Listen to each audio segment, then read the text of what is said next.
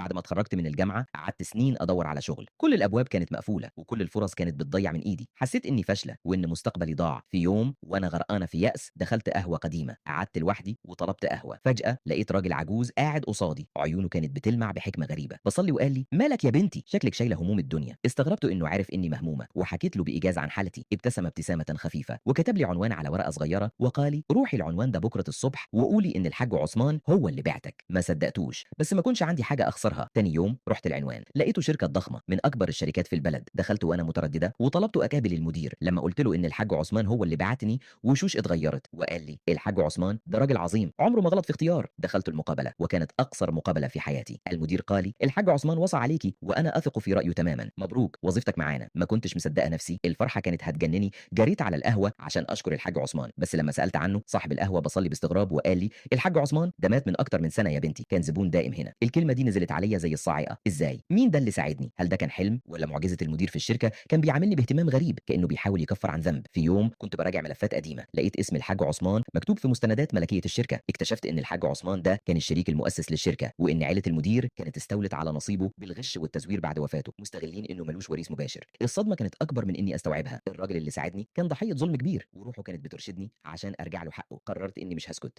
بدأت أجمع الأدلة في صمت واستغليت منصبي الجديد عشان أوصل لكل المستندات اللي تثبت التزوير. في يوم اجتماع مجلس الإدارة وقفت قدامهم كلهم وكشفت كل حاجة بالأدلة القاطعة، وشوشهم اتغيرت والمدير حاول ينكر بس الأدلة كانت أقوى منه. في اللحظة دي حسيت بروح الحاج عثمان جنبي بيبتسم. العدالة اتحققت والشركة رجعت لورثة الحاج عثمان الشرعيين اللي اكتشفتهم بعد بحث طويل. أما أنا فبقيت جزء أساسي من الشركة، مش بس عشان شغلي لكن عشان أنا اللي رجعت الحق لأصحابه. ومن اليوم ده عرفت إن القدر ممكن يبعت لك المساعدة من عالم تاني عشان تكشف ظلم وتجيب حق، وإن مفيش حق بيضيع حتى لو أصحابه ماتوا.